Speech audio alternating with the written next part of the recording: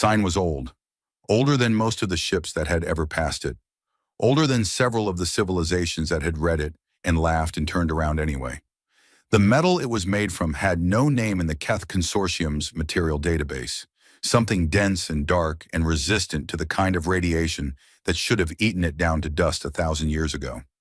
It floated at the edge of a star system that no one had named, not because no one had found it, because the system itself was just a boundary marker, a place where one kind of space ended and another kind began. The sign said in 47 languages, "You are entering human space. You were not invited. Turn around." That was all. No threat, no list of weapons pointed at you. No appeal to galactic law or interstellar treaty. No promise of diplomatic consequences. And no mention of the word war.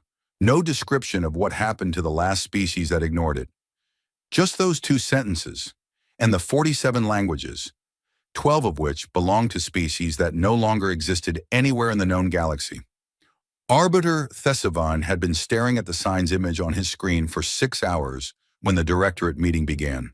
He was old by most standards, 312 years, which was middle-aged for a Keth, but felt ancient in the way that only comes from spending a lifetime watching smart people make stupid decisions at a scale that kills millions.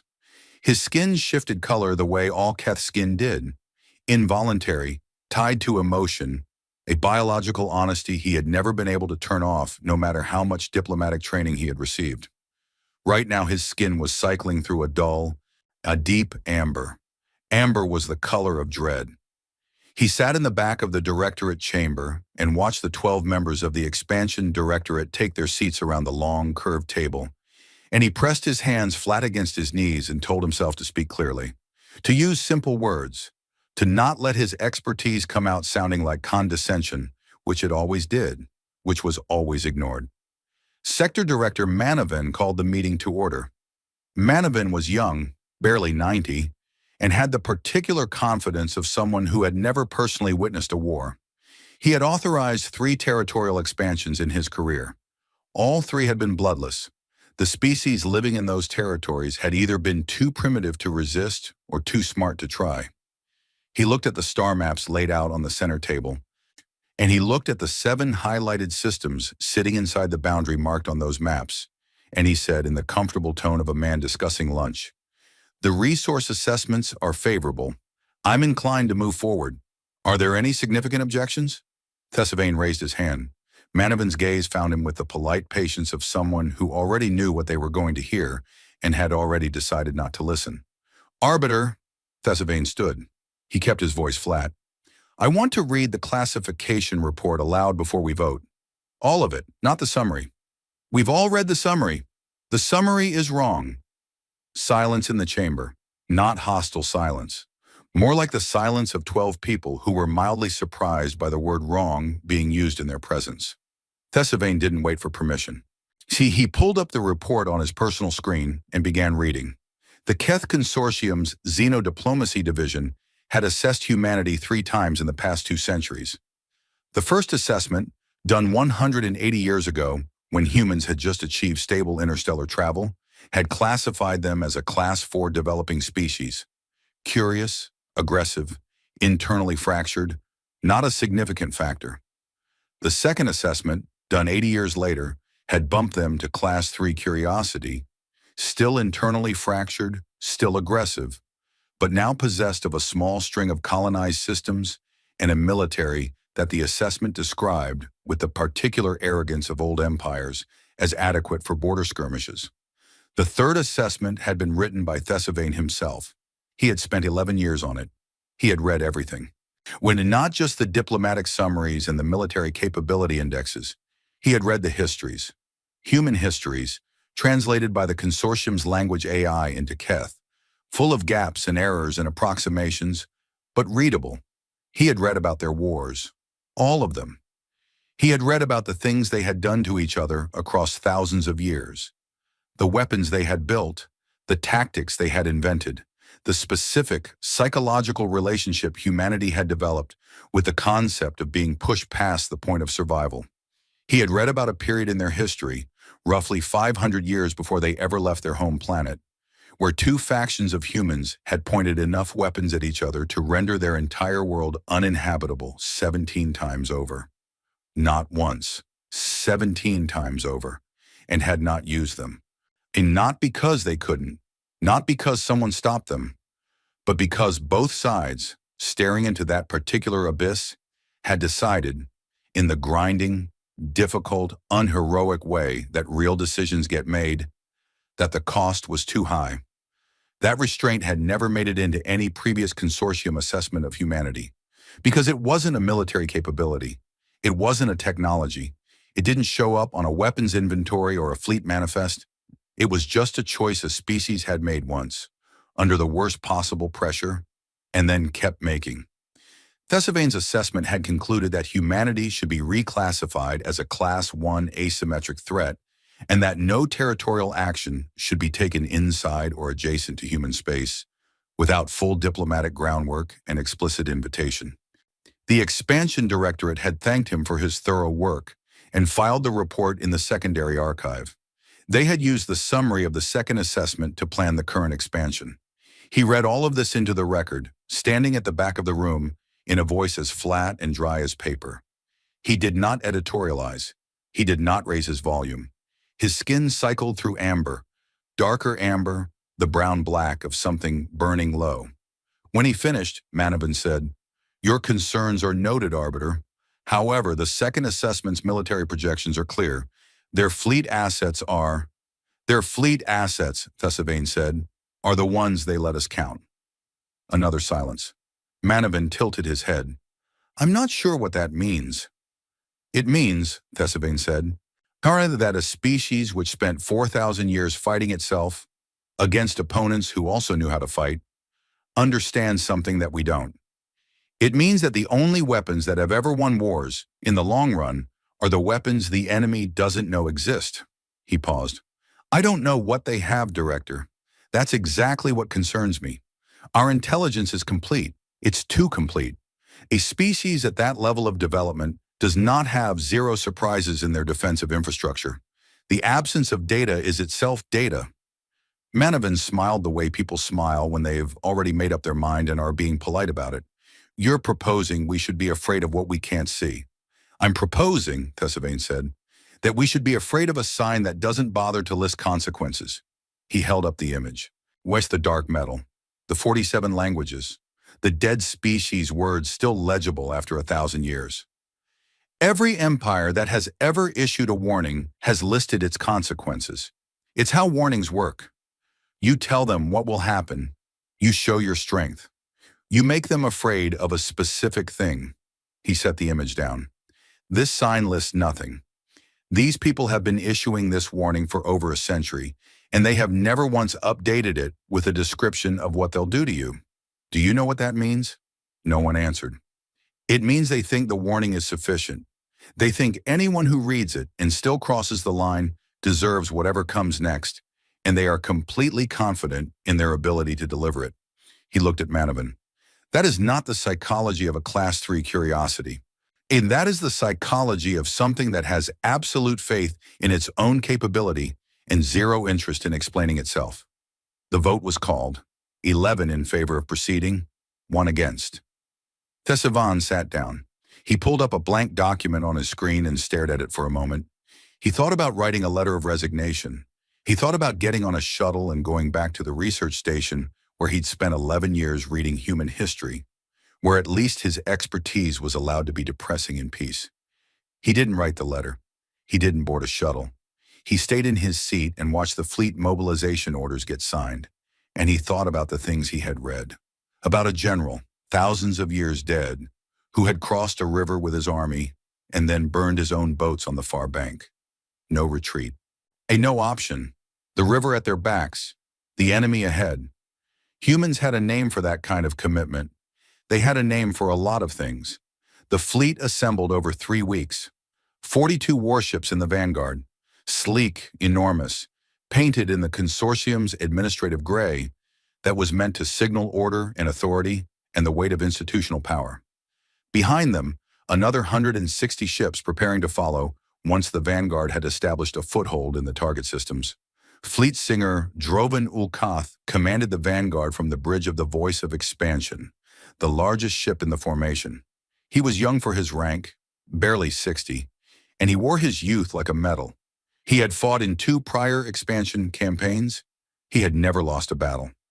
His tactical record was clean in the way that early careers are clean when the opposition has never been capable of surprising you. He walked the bridge on the day of departure with his hands behind his back and his chin slightly elevated, which was the Keth body language for I have assessed this situation and found it manageable. His second, a cautious older officer named Pravath, stood at the sensor station and said, "The diplomatic advisory recommends we attempt a hailing transmission before crossing the beacon line." "We'll hail them after we cross," Drovan said, "from inside their space. Let them understand the posture before the conversation begins." Pravath said nothing. Her skin shifted to a color that was not quite amber and not quite gray. Drovan didn't notice. He was looking at the star maps, the 7 systems, and he highlighted in green, rich with the rare minerals the consortium's shipbuilding industry needed. Sitting there unclaimed and undefended, inside a line drawn by a species that thought a 2-sentence sign was a sufficient deterrent. He almost felt bad for them. Almost. The fleet jumped at 0330 Standard Time. FTL travel through consortium space was smooth. Their drives had been refined over 2 centuries to eliminate the nausea and disorientation of the early jump era. The transition was barely a flicker. One moment the star field outside the view screen was familiar. The next it was different, deeper. The stars in slightly different positions. Human space. Drovan looked at the sensor feeds. The 7 target systems lay ahead. The nearest was a 12-hour burn at standard cruise speed. A rocky, a mineral-rich system with no habitation that the consortium surveys had confirmed as empty. The feeds showed nothing unusual. Empty space, background radiation, the quiet, cold geometry of the interstellar dark. And then, from behind them, the beacon they had crossed lit up. Not an alarm, not a siren. The beacon simply began to glow, its light warming from dead gray to a deep, steady amber, brighter than it should have been able to glow after 60 years of inactivity. As if it had been waiting, as if the crossing of the line had triggered something old and patient. Pravath said very quietly, "The beacon has activated." "Noted," Drovan said. He looked at the tactical display. The feed still showed nothing. No ships moving to intercept. No automated defense platforms spinning up. No response of any kind except the light. So he found that slightly annoying, actually. He had expected something. Some automated challenge. Some immediate display of whatever response they thought a 2-sentence warning justified. There was nothing. Just the light. "Proceed," he said. "Cruise speed. Standard formation." The fleet moved forward. The beacon burned behind them, amber and steady, its light traveling out across the border in all directions, not toward anything specific. Just out, the way a fire's out, the way a signal is out, meant to be seen by whoever was watching from wherever they were watching. And far away, in directions that Drovan's sensors were not pointed, in positions that the consortium's intelligence surveys had not cataloged. In the dark between stars where cold objects running cold and silent are indistinguishable from the background radiation of the universe. Things that had been still for a long time began to move. Thessavane watched the beacon's activation signal reach the consortium observation post where he had been assigned. Punishment duty, officially called diplomatic observer status, from a chair in a small room with a single screen and a cup of cold tea. He had been awake for 21 hours, not because he couldn't sleep, because he had not wanted to be asleep when this happened. He stared at the amber light on his screen. He thought about the sign, the 47 languages, the 12 dead ones. He thought about what it took for a species to write a warning in the language of civilizations that no longer existed, and the specific kind of patience that required, the specific kind of thinking, long thinking, far thinking, the thinking of a species that understood that the warning was not for the civilization that currently stood at their border, but for every civilization that would ever stand there. Permanent, timeless, patient as the metal it was written on. He thought about the species that had written it, the wars in their history, the weapons they had built and then not used, The river and the burning boats and the absolute faith of a people who had survived everything they had ever done to each other and emerged with a very simple, very clear understanding of what lines meant. He thought about the fleet. 42 ships. Good ships. Well crewed. Commanded by a young officer who had never been surprised. He turned off the screen. He sat in the dark for a little while. Then he turned it back on because he was an arbiter. And arbiters witnessed. And the least he could do, the very least, was watch. The amber light pulsed once, steady and slow, like a heartbeat that had never stopped. The fleet moved deeper into human space, and in the long, cold dark ahead of them, the things that had been waiting finished waking up. The first 12 hours inside human space were quiet. Too quiet, some of the junior officers said, in the way junior officers say things like that. Not because they were actually worried, but because the silence felt like it deserved a comment. Like the universe owed them something more dramatic than empty stars and background radiation. Drovan didn't say it. He didn't think it. He stood on the bridge of the voice of expansion and looked at his sensor feeds and felt the clean, familiar weight of being in command of something overwhelming. 42 ships, thousands of crew, enough firepower to reduce a small moon to gravel. The silence didn't bother him. Silence was what the week looked like from a distance. He had Prevath run a full sensor sweep every 2 hours. Standard protocol. The sweeps came back clean every time. Empty space, cold and vast, offering nothing. The 7 target systems lay ahead, patient as treasure, and the fleet moved toward them at cruise speed in the comfortable formation of a military force that had never had a reason to be subtle. At hour 14, Prevath said, "Contact." Drovan turned from the viewport. "Single contact," Prevath said. She was staring at her screen with an expression that Drovan couldn't immediately read. "Bearing 274, Mark 11, stationary, running lights active." Drovan crossed the bridge in 3 steps. He looked at the feed. It was a ship. One ship, sitting in open space between the fleet and the nearest target system, as if it had pulled up a chair and decided to wait. It wasn't moving. It wasn't taking any kind of combat posture. Its weapon systems, according to Prevath's readout, were cold. It was just there. And it was, by every metric the consortium's sensors could measure, a mid-class human vessel. Destroyer weight. Roughly equivalent to 12 of the ships in Drovan's own formation in terms of raw size. They had 42. Drovan looked at the single ship sitting in the dark and felt something he would not have called amusement. It was too small a feeling for that word, but was closest to it. The particular lightness of a situation that has confirmed exactly what you expected. "Open a channel," he said. Prevath opened it. The screen filled with a face. Human faces still unsettled some of the Keth crew. The features were too still in some ways and too mobile in others. A species that had evolved to communicate emotion through a face instead of skin color, which meant the face was doing a tremendous amount of work that Keth biology simply didn't require. The eyes especially.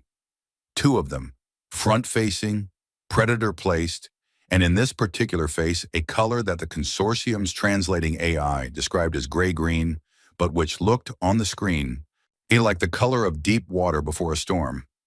Admiral Seraphine Voss looked at Drovan the way a closed door looked at someone who had just tried the handle. "Fleet Singer," she said. The universal translator in Drovan's earpiece rendered her words in clean, flat Keth. "You crossed the beacon line at 0340 standard. That's logged. I'm giving you one opportunity to log a course correction." Drovan took a breath. He kept his posture easy, relaxed.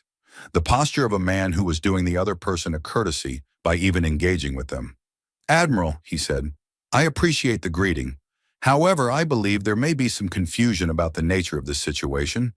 The Keth Consortium has determined that the systems ahead represent unclaimed territory, and we intend to establish a presence there in accordance with Consortium expansion doctrine. We have no quarrel with the human commonwealth. This is a resource matter, not a territorial challenge." Voss did not blink, did not shift, did not react in any of the ways Drovan was experienced at reading. No skin color change, because humans didn't do that. No posture adjustment, no intake of breath. She just looked at him. Then she said, "The question isn't what you intend. The question is what you did." Dravan spread his hands slightly, a Keth gesture for "let us be reasonable." "And what we did was cross a line drawn unilaterally by the human commonwealth in space that is not—" "What you did," Voss said, "is already been answered. You just don't know it yet." The channel closed. Dravan stared at the dark screen for a moment. His skin stayed its normal neutral color. He did not allow himself amber. He turned to Privath. "Hailing frequency." "Sir." Privath's voice was different, a half-step different. The difference between a person reporting a fact and a person reporting something that has made the inside of their chest go cold. "I'm getting returns. Mass contacts, multiple. Location, everywhere." That word. Privath never used that word. Dravan moved to the tactical display. He looked at it. They were coming from the asteroid belt that curved along the edge of the system. A natural feature, dense and unremarkable, exactly the kind of geological noise that made deep scanning difficult. They were moving in from two other approach vectors Drovan had not designated as threat corridors because they were long, exposed runs with no tactical advantage. 57 contacts, running cold. All of them. No active sensors, no weapon locks, no targeting emissions. Just mass and thermal signatures that were materializing from the dark like they had always been there. Like the empty space had been a coat that was now coming off, because they had been there. Dravan understood this in the space between one heartbeat and the next. They had been there before his fleet arrived. They had been positioned, not scrambled in response, not launched from some nearby station, not called in after his crossing of the beacon line. Pre-positioned, before the line was crossed, before the fleet even assembled. Waiting. He thought of something Thesivane had said in the Directorate chamber, which he had not been present for, but had read in the official record. The absence of data is itself data. His tactical AI began working. It was running intercept projections. The 57 contacts were not on intercept courses. Not yet. They were holding at distance, arranged in a pattern that Dravan's AI flagged as formation type. Unrecognized. Not a standard encirclement, not a defensive screen. Something else. Something that his AI, with its database of 1,400 species combat doctrines, could not match to anything in its memory. He looked at the single human destroyer, still sitting in the same position it had occupied. Still stationary, still running lights on. Still weapon systems cold. It hadn't moved. It didn't need to move. It had never been the thing he was supposed to be looking at. It had been the thing he was supposed to be talking to while the other things got into position. Except they had already been in position, which meant the conversation had been a courtesy. That was the word that arrived in his mind and would not leave. She had given him a courtesy, a final opportunity to look at the situation clearly. Not because she expected him to take it, but because she was the kind of commander who offered it anyway, who logged the offer the same way she had logged his crossing of the beacon line, who was building a record not for the consortium or for Galactic Court or for any audience at all, but for the specific satisfaction of someone who does things correctly. He thought about the word logged. She had said it twice. His second transmission attempt got no response. The channel opened and stayed open, and Voss simply did not appear. Privath said, "The contacts are beginning to move." Formation? Still unrecognized. They're not converging. It's more like— Privath paused. She was not a junior officer. She did not make uncertain pauses. The fact that she was making one now registered somewhere in the back of Drovan's mind as significant. It's more like they're filling gaps. Like they know where we'll move before we move there. Drovan looked at the tactical display. The 57 contacts had repositioned. Not toward his fleet, around it, above, below, flanking, in the specific places that a fleet would move to if it wanted to break contact and retreat. The escape corridors. Every one of them was now occupied by a human ship running cold and patient and waiting. His fleet was not surrounded, not exactly. It was more that every direction that wasn't forward, toward the target systems and deeper into human space, now had a human ship sitting in it like a question mark. He could go forward. He could not go back. The single destroyer finally moved. It came forward slowly, directly toward the fleet, following a line so straight and deliberate that it was almost insulting. Not a combat approach. An approach that said, I am the one you will deal with. I am choosing to come to you. Think about what that means. Voss opened the channel herself this time. She didn't wait for him to speak. She said, You have 42 ships. I have 58, and they've been here longer than you have. Your exit vectors are covered. This is where the courtesy ends. Dravan felt something happening in his chest that he identified, with some difficulty, as the first stage of a kind of understanding he had never needed before. Not fear. Fear was familiar. Fear was useful. This was different. This was the feeling of a mental map that had been correct his entire career, suddenly showing him a territory it had never accounted for. You anticipated us, he said. Yes. How long ago? Voss looked at something off-screen, then back at him. The beacon activation isn't the warning, she said. The warning was the sign. The beacon activation is the start of the response. The response was ready before you were. She paused. Do you want to know when we started building this fleet's intercept position? He did. He was not sure he wanted to, but he did. 11 years ago, she said, when one of your arbiters submitted a report recommending you not do this. We read it. Dravan was quiet. Where the AI in his tactical station was still running projections. It was projecting outcomes now, engagement outcomes, based on the contact signatures of the 58 human ships. The outcomes were not favorable. The AI expressed this in the bloodless language of percentage calculations and casualty estimates, and the numbers it was producing were the kind of numbers that ended careers, ended fleets. This doesn't have to be an engagement, Dravan said. He said it carefully, not desperately. A commander's voice, not a frightened one. I have authorization to discuss terms. The terms were on the sign, Voss said. You were invited to turn around. You didn't. There are no other terms. He looked at her face, the gray-green eyes, the absolute stillness of it. He thought about the last thing Thessalvane had said before the vote. Eddie, they think the warning is sufficient. They think anyone who reads it and still crosses the line deserves whatever comes next, and they are completely confident in their ability to deliver it. He looked at the tactical display, at 57 cold contacts that had been sitting in the dark for 11 years, at the math his AI was producing. I'd like to transmit to the main fleet, he said. Voss said, your communications with the main fleet are being relayed through our systems. The signal will go through. We're not interested in ambushes. We're interested in being clear. He nodded once. He opened the fleet channel. He said, all ships, this is Fleet Singer Ulkath. Be aware we have encountered prepared opposition in significant numbers at the following coordinates. He sent the tactical data. He kept talking. He gave them everything. Shiver formation, contact count, position, the 11-year pre-positioning that had turned empty space into a trap that didn't look like a trap. He gave them Voss's offer and what it meant and what the numbers said. He paused. Then he said, recommend the main fleet hold at the beacon line pending further assessment. This is not... He stopped, started again. This is not the situation we were briefed on.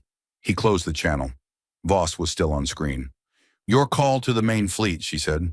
Was that your recommendation or your order? Recommendation, Dravan said. I don't control the main fleet's movements. Something passed through her face. It was too small and too fast to read, but it was there. Then we'll see what they decide, she said. She left the channel open this time. She sat in her chair on the bridge of her destroyer, and she watched him, and he watched her, and the 57 human ships sat in their positions in the dark with their weapons cold and their patience absolute. And Dravan had the long, strange, humbling experience of understanding that the patience was not a performance. It was just what they were. Pravath said very quietly beside him, the main fleet is holding at the beacon line. Dravan let out a breath. Voss on screen gave a very slight nod. The nod of someone who had considered several possible outcomes and found this one acceptable. Then she said, I want you to understand something, Fleet Singer. Not as a negotiating position, just as a fact. He looked at her. I didn't want this engagement. None of my people want this engagement. We have been waiting here for 11 years hoping that your government would take the warning seriously and that we could go home. She glanced down for a moment. But you crossed the line. That means we finish this. Your 42 ships cannot leave until your main fleet withdraws past the beacon line, and the diplomatic contact I specify has confirmed they'll stay there. She looked up. Your people cooperate, and your crews go home. That's the deal. Dravan looked at her for a long time. He thought about the sign. He thought about 2 sentences and no listed consequences, and 12 dead civilizations whose words were still legible on metal that didn't corrode. He thought about what it took to write a warning like that, the specific kind of faith it required, the absolute, unshakable belief that what you were and what you could do was so clear, so established, so undeniable that you didn't need to explain it. You just needed to say, "We didn't invite you." He contacted the main fleet again. He said, "Tell them to stop. Tell them all of it." In his small room on the observation post, Thessavane watched the tactical feeds his clearance level, still allowed him to access, and drank his cold tea, and felt something he did not have a word for in his language. He would find the human word for it later. The word was relief, the grinding, exhausted, almost painful relief of a person who has been correct about a terrible thing and has watched the terrible thing not become as terrible as it could have been. Not yet. He looked at the feeds. The main fleet held at the beacon line. The vanguard sat in human space, all contained. No shots fired, no ships lost. It could end here. He put his hand on the cold wall of his small room and thought about Voss's face on the diplomatic intercept he had been allowed to access. The gray-green eyes, the absolute stillness. He thought about the 11 years. He had filed his report. The humans had read it. They had spent 11 years preparing a response to a fleet whose assembly, Thessavane's own government, had begun 7 years after his report was filed. They had been 4 years ahead of the problem. He thought about that for a long time. He thought about what kind of people planned 4 years ahead for a war they didn't want. The answer he knew, the answer he had spent 11 years reading into. We was the only kind of people who had survived long enough to become the kind of people who wrote warnings in the languages of the dead. He turned off the feed. He tried to sleep. He could not. The main fleet did not stop. Dravan received the confirmation from Privath in the same flat tone she used for all tactical reports, because Privath understood that the worst news in the world still needed to be delivered in a tone that did not make things worse. She handed him the data. The main fleet had received his transmission, had received his assessment, had received the tactical data showing 57 pre-positioned human ships and the numbers his AI had generated. The Directorate had overridden the hold order. The main fleet was crossing the beacon line. 200 ships. Dravan stood at the tactical display and looked at the incoming signatures and felt the specific, unpleasant sensation of a man who has just discovered that the situation he thought he understood was actually a smaller situation sitting inside a larger situation that he had not been told about. He opened the channel to Voss. She was already on screen. She had already seen the incoming contacts. Her face had not changed.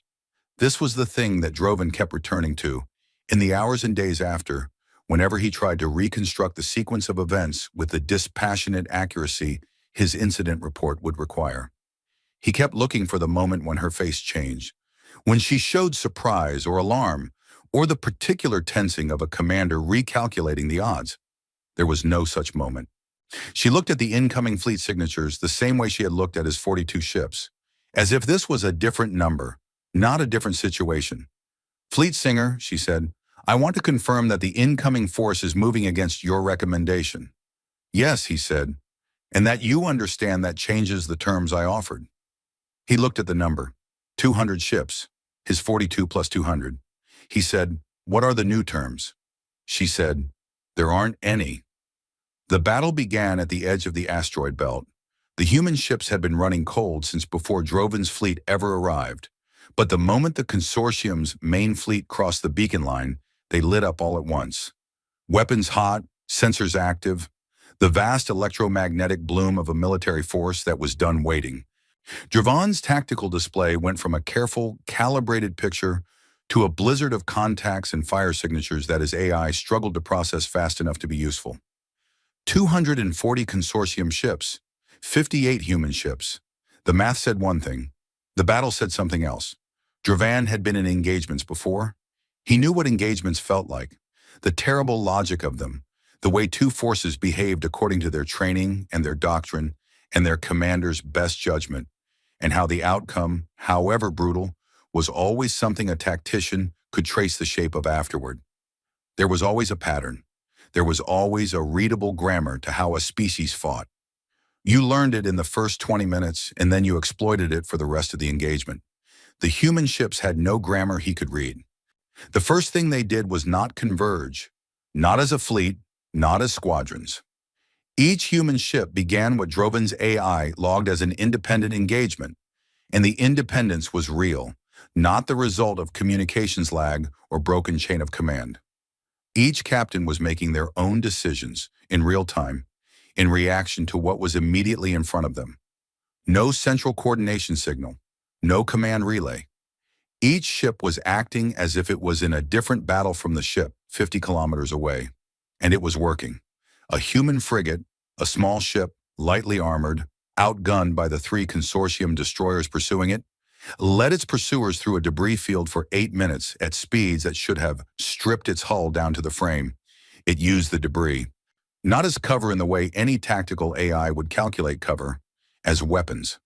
It flew close enough to large rocks that the consortium ships behind it either had to slow or absorb the collision.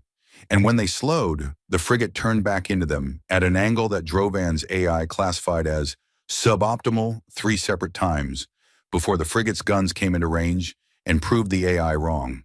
The pattern kept not appearing. Drovan's fleet commanders kept looking for it. They kept sending him assessments in the rapid shorthand of tactical combat. Their left flank is drawing back, should we press? And he would authorize the press, and the ships would move into the opening, and the opening would close in a new way, not like a trap, but like water filling a cup. And what had been an open flank was now something else. It's something that the AI spent valuable processing time trying to name. At the 2-hour mark, a consortium heavy cruiser caught one of the human destroyers in a pincer with 2 flanking vessels. A clean kill. Textbook. Dravan watched the 3 ships converge on the smaller human vessel on his tactical display and felt the first thing that day that felt like familiar ground. The human destroyer took the first hits. Hull damage. It began to drift. Not retreat, drift. The way a ship drifts when you've hurt its drive systems. The consortium cruiser moved in for the final approach. Standard doctrine, moving to the damaged ship's blind spot. The human destroyer fired its lateral thrusters and rotated in place. Not its drive thrusters, its lateral correction thrusters. The small ones meant for docking maneuvers and minor course adjustments. And using them to rotate a warship in combat was, the AI said, tactically inadvisable. The rotation took 4 seconds. The human destroyer completed it and was now pointing at the cruiser that had moved into its blind spot, and the main guns were in range, and the human destroyer fired twice. The consortium cruiser was gone. Dravan stared at the tactical display. He called his fleet commander. Reclassify the damaged human contacts. Don't treat a damaged ship as a reduced threat. He paused. Treat it as a ship that has decided to do something your AI can't predict. The fleet commander acknowledged.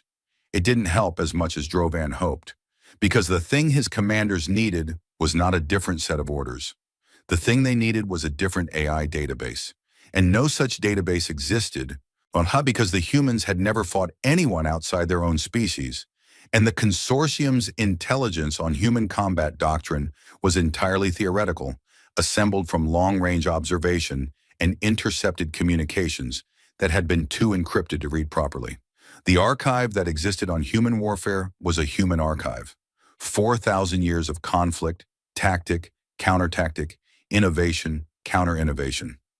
A living record of a species stress-testing itself against itself across centuries. And what came out the other side of that crucible was not a fixed doctrine, not a rigid set of tactics that could be cataloged and countered. What came out was adaptation, the ability to change, mid-fight, under fire, faster than an enemy could read the change and respond to it. Dravan's AI could analyze a tactic in 0.3 seconds. By the time it analyzed the tactic, the humans had already moved to something else. At the 3-hour mark, a consortium wing, 12 ships operating in standard defensive formation, began taking fire from an unexpected angle and broke formation to respond. The break was correct procedure. You maintain formation until formation becomes a liability. Then you break and reform. The 12 ships broke. They did not reform. Not because they were destroyed. Because the moment they broke, each individual ship commander was making their own assessment of the new geometry. And the individual assessments produced 12 different responses. And those 12 responses left gaps between them, and the human ships that had been waiting for exactly those gaps moved into them. In 3 minutes, one consortium wing ceased to exist as a tactical unit. Woodrow pulled the voice of expansion back to command range. He needed altitude on the situation. He needed to see it as a whole. The tactical display showed him the whole. He wished it hadn't. His numbers were still better. Still significantly better. Attrition was working in his favor, the way attrition always worked for a larger force.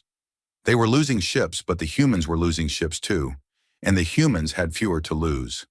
If this was purely a numbers problem, if the outcome was simply a function of who ran out of ships first, the consortium fleet would win.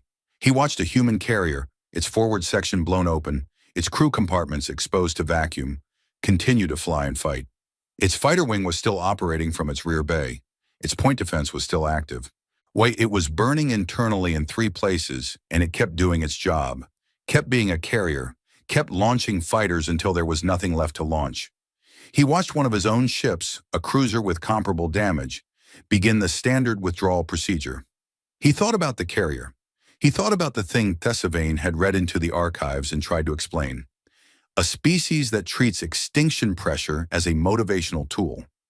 He'd thought that was rhetoric, an old diplomat's way of explaining why an enemy should be taken seriously, useful for making arguments in directorate chambers. It was not rhetoric. It was a description. At the 4-hour mark, Jovan watched the thing that ended his ability to think about the battle in terms of numbers. A human destroyer, not large, not a flagship, a functional mid-weight combat vessel, took catastrophic damage to its engines. Drive system gone. It was coasting on its last velocity, no ability to maneuver. Its guns still working, but its position now fixed and predictable. A fixed, predictable position in a warship is a death sentence. 3 consortium vessels were moving toward it on intercept courses. The human ship could not evade them. Its remaining armament could hurt them, but not stop all 3. Jovan watched the tactical feed. He saw the human destroyer's crew bay show a small spike in thermal activity. Escape pods warming up. Good. They were preparing to evacuate. They would take their people off a dead ship, and the consortium vessels would finish the hull and move on. The escape pods launched, all of them. The heat signatures of 12 pods moving away from the dying ship, out of the engagement zone, carrying the crew to safety. The human destroyer, now crewless, accelerated. The drive system that had been gone, the main drive system, the one that had taken the catastrophic hit, stayed gone. But there were secondary systems, maneuvering systems, small burn, not fast, not powerful, enough. The human destroyer moved, crewless, running on a program someone had entered into its navigation system before they got on their escape pod. Running toward the 3 consortium vessels at the best speed it could manage with nothing but maneuvering thrusters and what remained of its frame. The 3 consortium ships broke off. They had to. Into a ship on a ramming course with no crew to threaten and no mind to negotiate with and no self-preservation instinct to exploit was not a tactical problem. It was a road hazard. They broke off. The human destroyer's hull finally gave out at a distance that was not close enough to be a threat, but was close enough to scatter debris across all 3 ships' sensor arrays. 3 consortium vessels were out of the fight for the next 8 minutes, running passive only, blind. Jovan stared at the feed. He thought about the crew of that destroyer. He thought about the person who had sat at the navigation console and entered the ramming course into the system. He thought about the fact that they had had time to do it differently, had had time to use the secondary maneuvering systems themselves, to try to fight, to try to matter. They had chosen to put their crew on the pods and turn their ship into a tool instead. That was not desperation. Desperation looked like what Drovin's own ships were doing, withdrawing, clustering, seeking the safety of numbers. Desperation was fear-driving behavior. What he had just watched was not fear. It was the opposite of fear. It was the absolute, clear-eyed decision of people who understood their situation completely and had chosen the most useful possible response to it. They had been out of options and they had invented a new one. His AI said, engagement style. Unrecognized. He had stopped expecting it to say anything else. The battle ended at hour 6. Not with a final dramatic blow, not with a flagship going down or a commander surrendering. It ended the way water wins against stone, too slowly to point at a single moment, hushed too completely to pretend it hadn't happened. Drovan was in an escape pod. He did not know exactly when he had made the decision to get into it. He remembered the voice of expansion taking its final hit, a lance of fire through the bridge section that turned the command station beside him into a temperature he had no word for. He remembered Privath pulling him by the arm. He remembered the pod bay. He remembered the release. He was floating. Around him, in the debris-thickened space that had been a battle, he could count the lights of other escape pods. Consortium crew, his people, alive. Not many. He looked out the small viewport and tried to count the debris fields that had been his ships. He stopped counting. He activated the pod's short-range transmitter and opened a channel to the nearest human vessel. He identified himself. When he gave his pod's location, he waited. Voss's voice came back within 2 minutes. She said, "Fleet Singer, confirm your status." He said, "Alive. My crew that made it to pods, alive. I have no casualty numbers yet." She said, "We'll recover the pods." He said, "Thank you." There was a silence on the channel, not a hostile one. The silence of two people who had just been in the same event and had not yet found the right size of words for it. He said, "Your crews. What were your losses?" Another silence. Then she said, "Significant." He closed his eyes. He thought about the carrier still fighting with its hull open. He thought about the destroyer's empty crew bay. He thought about the person at the navigation console. He said, "I need to send a transmission to the main fleet." Voss said, "Go ahead." He composed it carefully. He did not use tactical language. He did not use the language of commanders reporting outcomes to their superiors. He used the only language that felt true. He said, to whatever ships were still at the beacon line, to whoever was still out there deciding what to do next. Don't. One word. He sent it. He looked out the viewport at the debris and the stars and the distant running lights of human ships moving through the field, collecting the pods, picking up his people with the same unhurried thoroughness they'd applied to everything else. He thought about the battle, about the grammar that had never appeared, about the AI saying unrecognized over and over until the word had lost its meaning. He thought about what they were. He did not have a complete answer. He suspected no one on the consortium side did. But he had the beginning of one, the outline of one, the shape of an answer that would take him years to fully understand. They were a species that had taken everything, every scar, every war, every terrible thing they had ever survived, and every terrible thing they had ever done, and had turned it into craft. Not rage, not savagery, not the blind momentum of a species that fought because it couldn't stop. Craft, the careful, patient, deeply practiced ability to do what needed doing, as long as it needed doing, in exactly the right way, and then stop. The pod drifted. The running lights moved through the dark. He waited to be collected, and he thought, and he did not send any more transmissions, because there was nothing more useful to say. Don't. Everything else was just explanation. The directorate met in emergency session for 11 hours. The doors were closed. The feeds were sealed. The proceedings were classified under a tier that the Sylvain, even in his observer posting, did not technically have clearance to access. He accessed them anyway. He had spent 40 years in xenodiplomacy. He knew which nodes in the relay network had not been updated in the last decade and still ran on old authentication protocols. He sat in his small room and listened to the session on a channel that officially did not exist, and drank tea that was, for once, the correct temperature. What he heard was not unexpected. The directorate was afraid.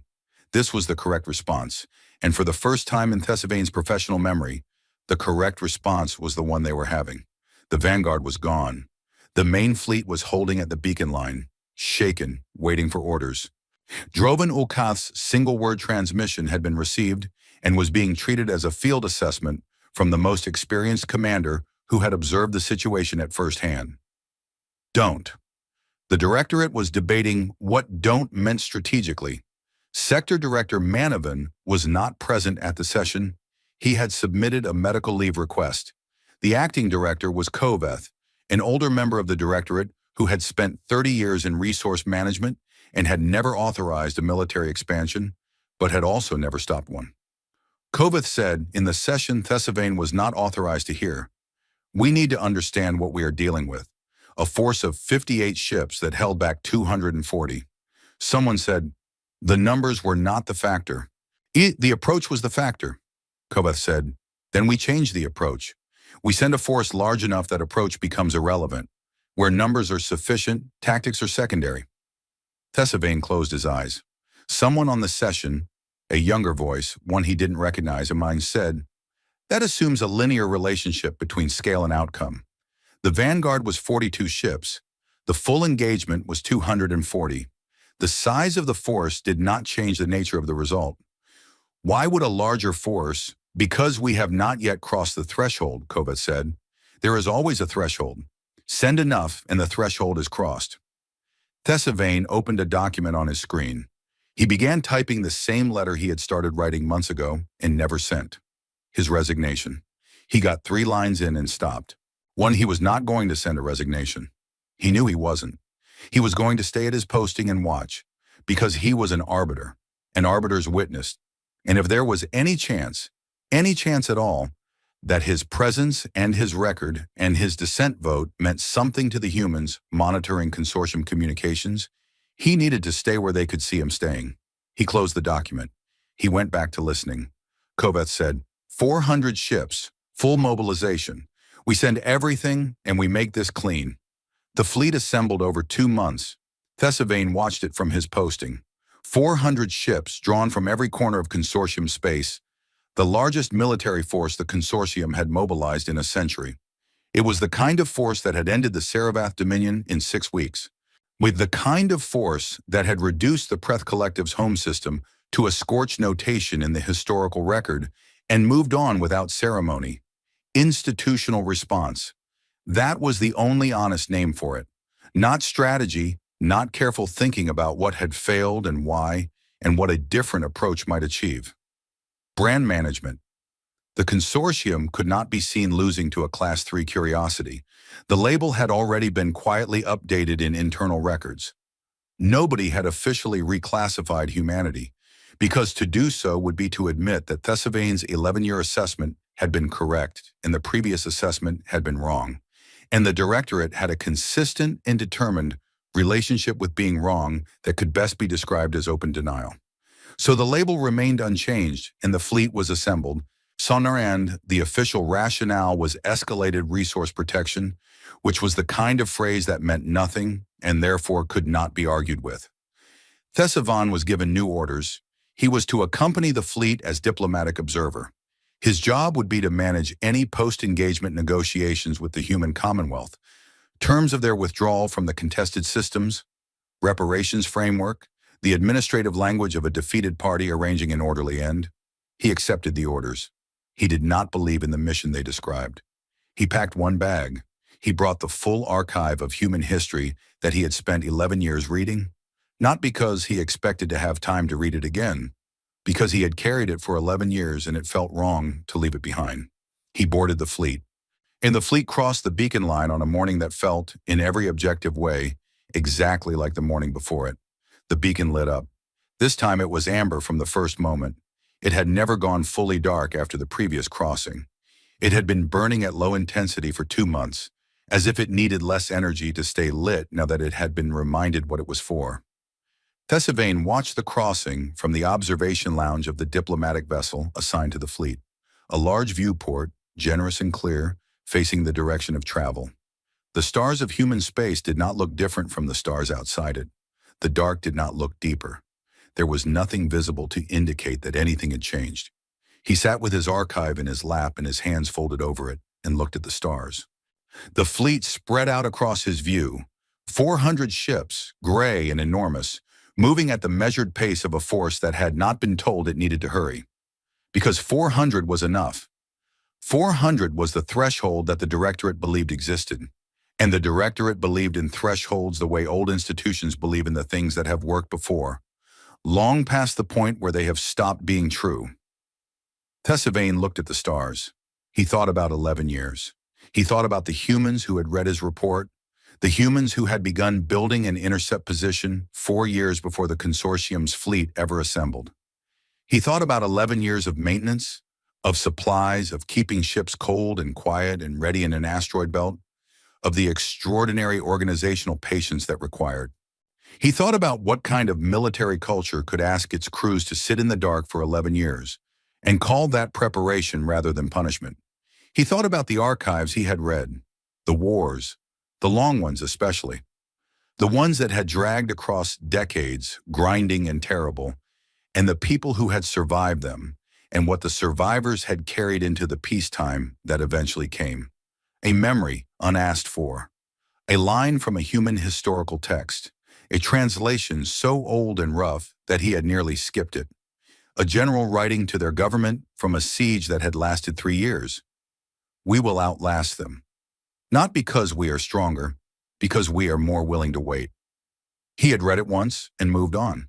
He had read it again, later in the context of something else, and stopped. More willing to wait, not faster, not stronger, not more powerful in any conventional sense. More willing. The fleet was 4 hours into human space when the sensors began returning data that the AI could not immediately process. Thessavain heard the alert tone from the observation lounge. He looked up from the archive. He looked at the stars outside the viewport. The stars had not changed, but space between them had. They came from everywhere. That was the only honest description, and Thessavain heard it used later in the accounts of the crew members who survived, in the debriefs, in the incident reports that tried to build a tactical narrative out of something that had not felt tactical from inside it. They came from everywhere. Not from a direction, not from a position, from everywhere all at once. One as if the dark itself had decided to stop pretending and become visible. The humans had not prepositioned 58 ships this time. The humans had prepositioned more. Thessavain could not count the contacts on the sensor feed from his viewport. The numbers his diplomatic vessel's secondary sensors were returning were the kind of numbers that belonged in a different category from the one that had been used to plan this engagement.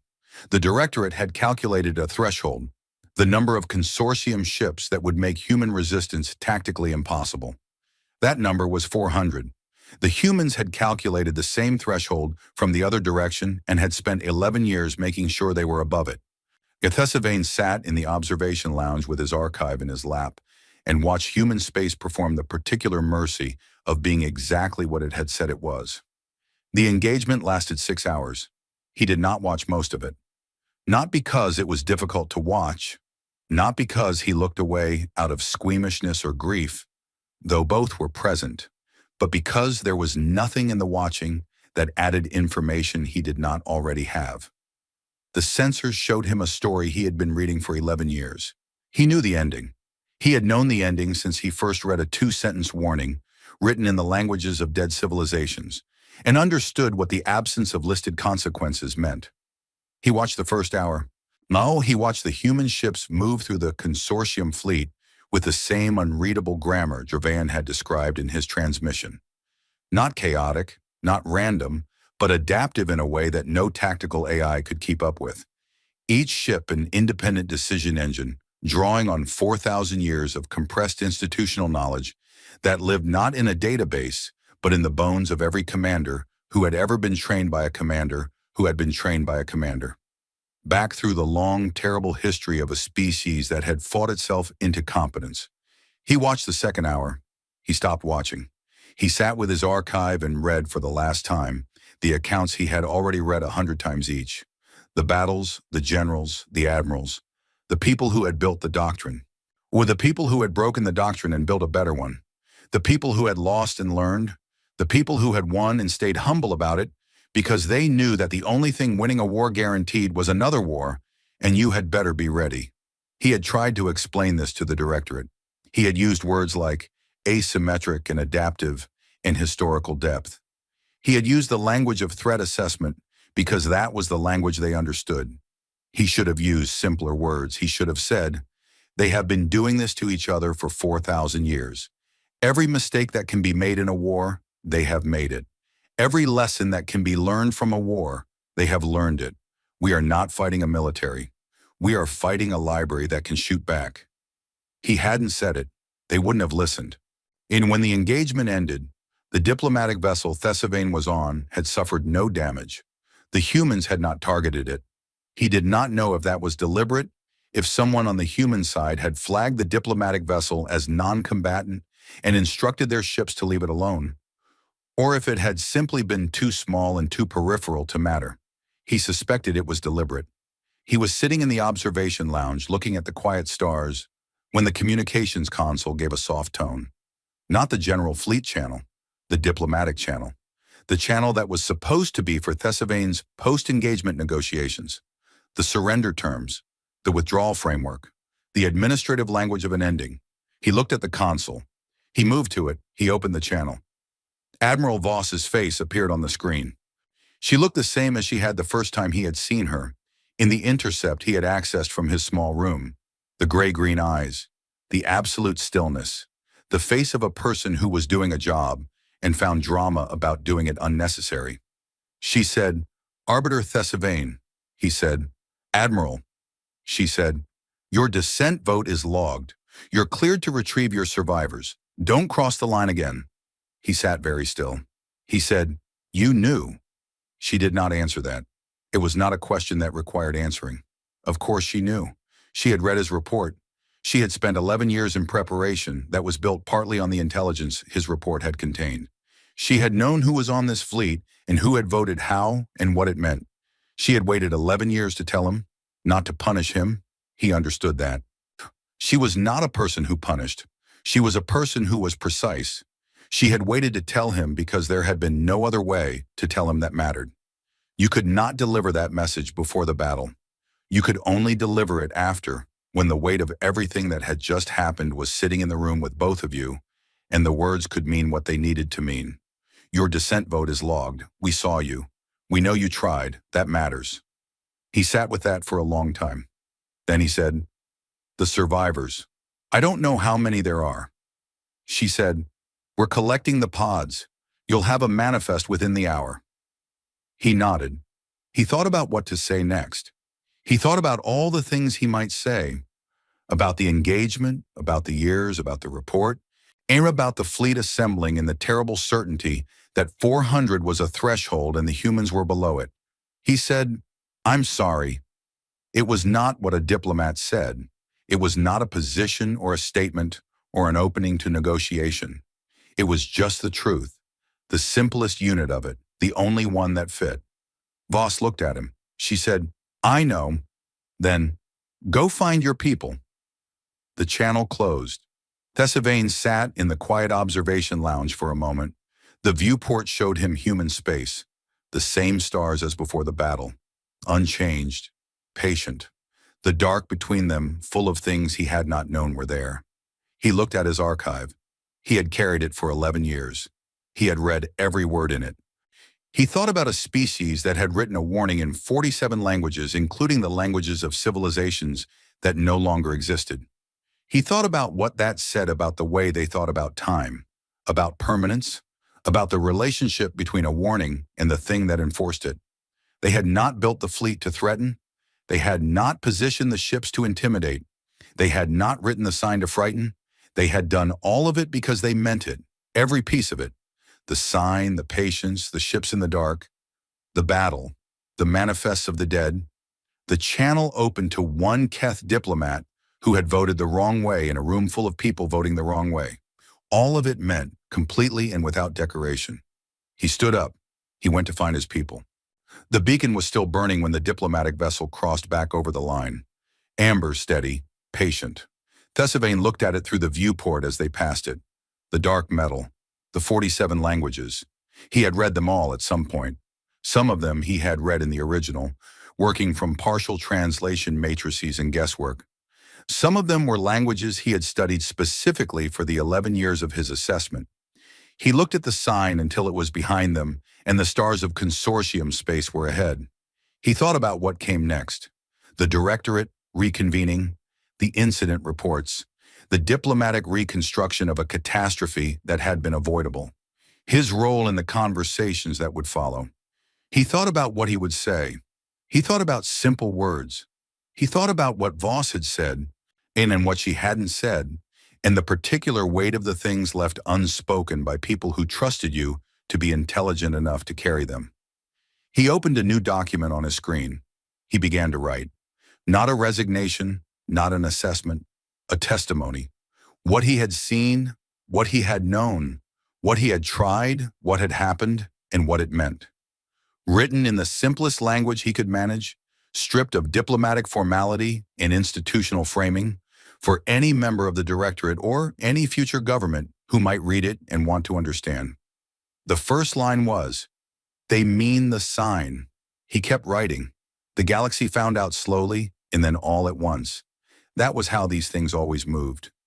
Through the relay networks, through the diplomatic channels, way through the trading posts and the border stations where different species ships docked and refueled, and their crews talked to each other with the loose, unguarded honesty of people who were far from home and among strangers. The official consortium communications were sealed and classified and managed. The unofficial ones were not. Within 3 months, every spacefaring civilization within 100 light years knew the broad shape of what had happened. Within 6 months, they knew the details. 240 ships lost in the first engagement, 400 ships lost in the second, 640 consortium vessels deployed in the largest military mobilization in a century, sent into human space against a warning that had been standing for over 100 years. Gone. The math was the first shock. The first thing every species' military divisions did when they heard was run their own calculations, input the numbers into their own tactical AIs, check the models. 158 human ships against 240, a prepared position against a larger force. The models produced outcomes that looked plausible, tight, costly, but not impossible. The humans had geography and preparation on their side, a skilled defense against a less careful offense. Unusual, but within the range of explicable military outcomes. Then the second engagement. 400 consortium ships against a larger human force, prepared again, positioned again, in a kill box that had been built 11 years in advance. The models ran the numbers. The models produced results that the AI flagged as requiring manual review. The results were reviewed. The manual review confirmed them. That was when the shock became something else. Something quieter and more durable than shock. Something closer to the particular feeling of a person standing at the edge of a very deep thing and only just now understanding how deep it goes. The Galactic Compact, which was the loose body of interstellar law and treaty that most spacefaring civilizations nominally participated in, held an emergency session 4 months after the second engagement. Tassavan attended as a consortium representative, which was a position he had been given not because anyone on the directorate thought he was right. They still would not say out loud that he had been right, because being unable to say out loud that you were wrong was the directorate's most consistent and most costly policy. But because he was the only person in the consortium who had actually communicated with a senior human commander and emerged from that communication with anything more than wreckage to show for it, he sat in the compact chamber and listened to the representatives of 14 species ask the same question in 14 different registers and vocabularies and levels of alarm. What are they? Species that had never had cause to think about humanity in detail were suddenly thinking about it in a great deal of detail. Intelligence divisions were pulling files, diplomatic archives were being searched, and the trading posts near the edges of human space, maintained by species who had always had cordial enough commercial relations with humans, were being asked for everything they knew, every conversation they had ever had, every observation that had seemed too small to report. What emerged from all of this was a picture that was both larger and more complicated than what is their fleet strength. Because their fleet strength was, it turned out, only the most visible part. It was the part they let you count. The other parts were the things Thesevain had tried to put into a report that no one had fully read. The 4,000 years of internal war, the doctrine that was not fixed but adaptive, the psychological relationship with being backed into corners, which the specific cultural understanding of what a warning meant and what a cross line meant and what the appropriate response to each was. And below all of that, deeper and quieter and more important than any tactical consideration, the thing that Thesevain had tried to describe with words like restraint and proportionality and discipline and had never quite gotten right. The fact that they stopped, not because they were exhausted, not because they had reached the limit of their capability or their will. The engagement was over, the Second Fleet was gone, human space was secured, and the humans had looked at the consortium border and decided that what they had done was sufficient, and that was the end. No advance into consortium space, no demand for territory or reparations or tribute, no new warning, longer or louder than the old one. And no press conference, no declaration, no demonstration of capability designed to intimidate the remaining galactic community. They repaired the beacons. They went home. The compact chamber was very quiet when Thesevain explained this.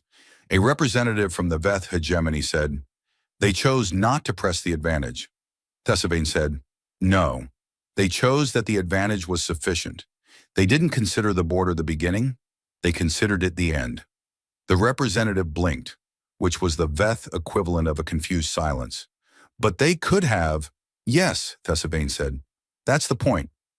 He had been explaining this for 4 months, to the Directorate, to the Compact, to the various intelligence divisions and diplomatic corps and nervous military advisors who had begun requesting his time.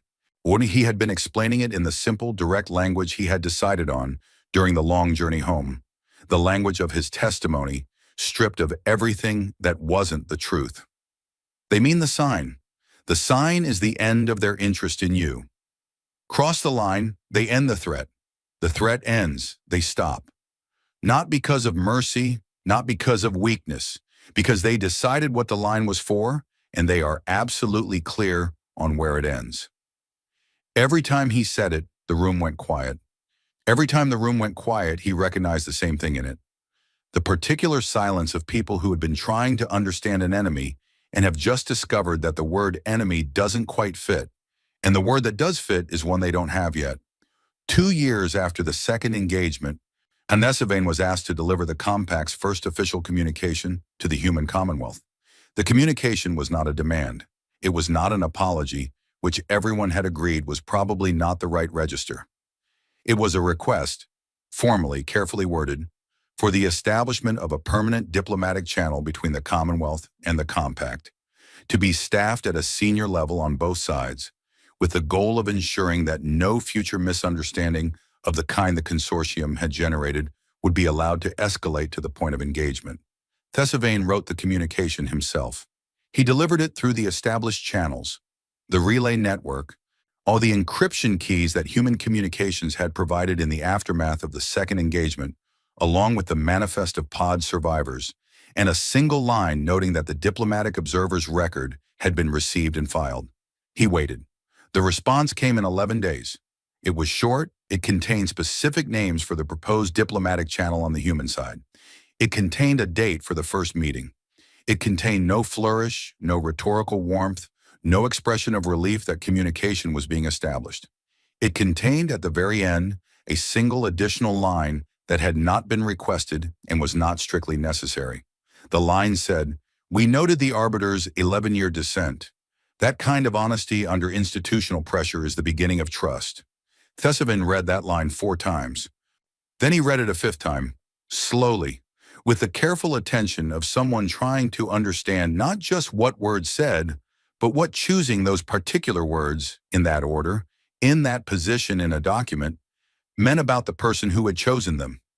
He thought about Voss, about the channel she had opened to him after the battle, about your dissent vote is logged, about a species that kept records, not because records were bureaucratically required, but because records were the material form of the belief that what you did mattered, that choices had weight, that the person who voted the wrong way in a room full of people voting the wrong way had done something real, and it was worth noting.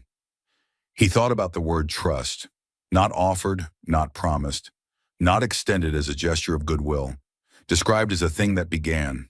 Precise word. Beginning. Not present yet, in progress, conditional on further evidence. He thought about a species that did not perform trust. That described it accurately, at the start of what might eventually become it, with no guarantee and no decoration. He wrote back, I understand. He sent it. 3 years after the second engagement, Thesavan was the most important diplomat in the quadrant. He had not sought this. He had spent his career trying to be right and being ignored, and the transformation from ignored expert to essential expert was less satisfying than he had imagined it would be during the years of being ignored, because the circumstances that had made him essential were the very circumstances he had spent 11 years trying to prevent.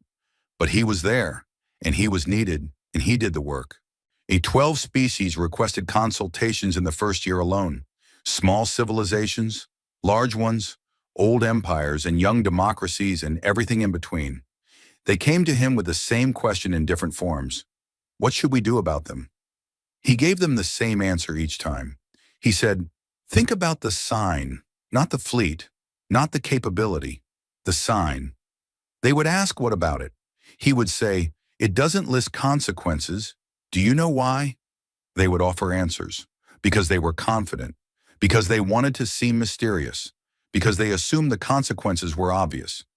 He would shake his head. He would say, because a species that has been doing terrible things to itself for 4,000 years and has survived all of them does not need to describe what it can do. The history is the description. Born, the sign is the last thing they have to say on the subject. Everything after the sign is just the history continuing. Then he would say, they are not aggressive. They have no interest in your space. They have no interest in your resources, your territory, your political structure, your religion, or your history. They will trade with you. They will negotiate with you. They will talk with you. They will build things with you. He would pause. They will not take from you, and they will not allow themselves to be taken from. Then he would say, mean the line back. The smaller species understood this immediately, the ones with their own memories of being invaded, their own histories of crossed lines and ignored warnings. And they nodded with the recognition of people who had always known this truth, but had never heard it said aloud by someone whose words carried institutional weight. The larger, older empires took longer. They were the ones who kept trying to find the strategic angle, the leverage point, the diplomatic maneuver that would give them an advantage in a relationship with humanity. The ones who read Thesavan's simple answer as a surface covering something more complex. He would tell them, there is no other layer. That is the whole answer. Some of them believed him. Some of them did not.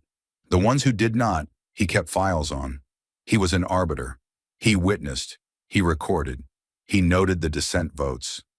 The young diplomat's name was Kalith, and she was from a species that had achieved stable interstellar travel 14 months ago. She was, at least by galactic standards, brand new. Her civilization was brand new. Their ships were new and slightly unsteady, and crewed by people who were still getting accustomed to the fact that space was larger than it looked from the ground. They had applied for compact membership. They had sent their first diplomatic missions out to their nearest neighbors. They had been greeted mostly with the careful patience reserved for brand new civilizations. A mixture of genuine welcome and the assessing quality of older species, deciding whether this new arrival would be a problem or a benefit. Kalith had been assigned to the border survey mission.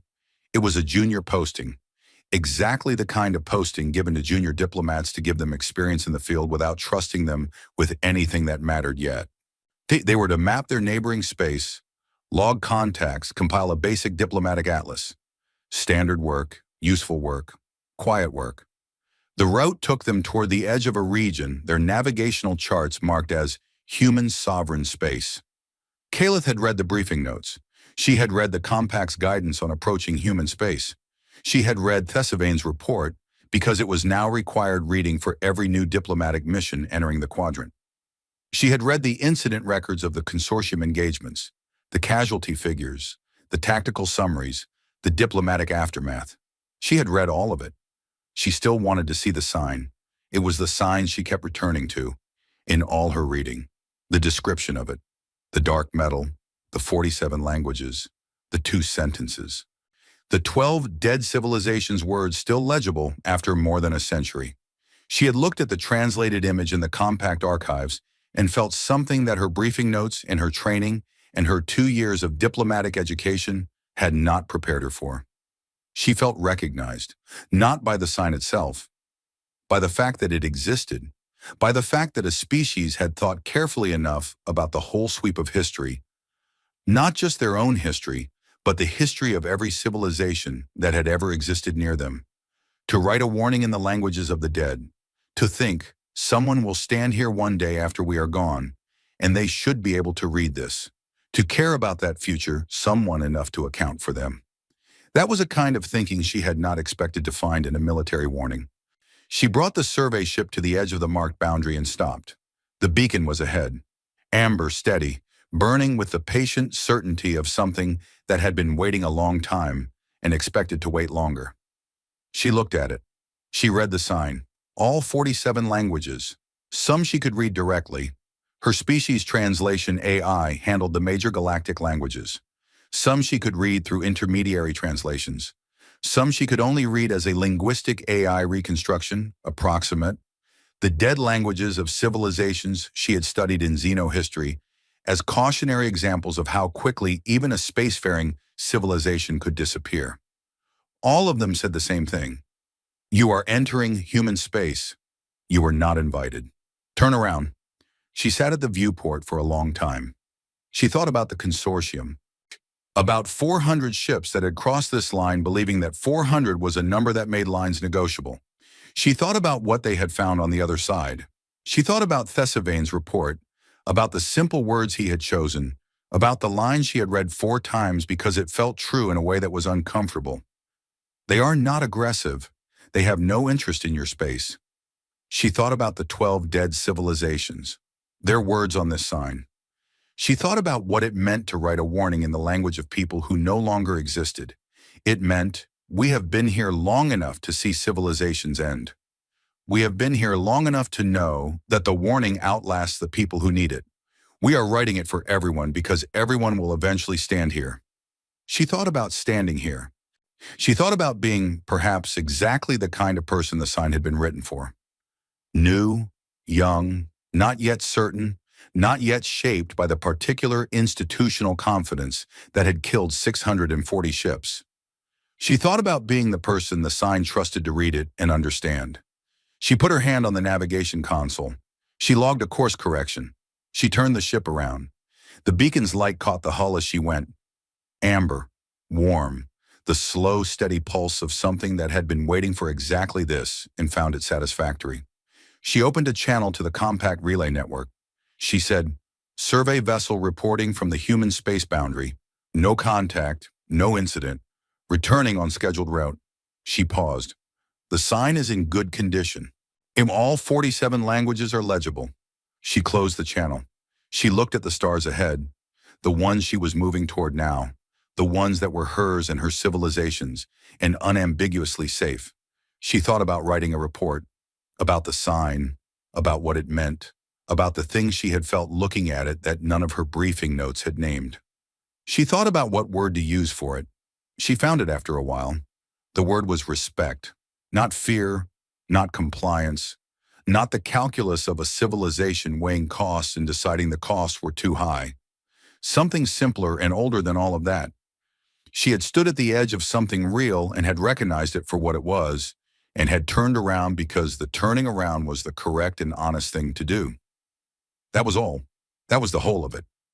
The stars moved past the viewport, steady and cold and full of the ordinary silence of space between one place and another. The beacon fell behind her. The amber light traveled out in every direction, toward every ship and every species and every new civilization that would eventually find its way here. Patient, permanent, written in 47 languages, including the ones that no longer had living speakers, waiting for the ones that would come after. The beacons had never needed to list consequences. The consequences were always the point.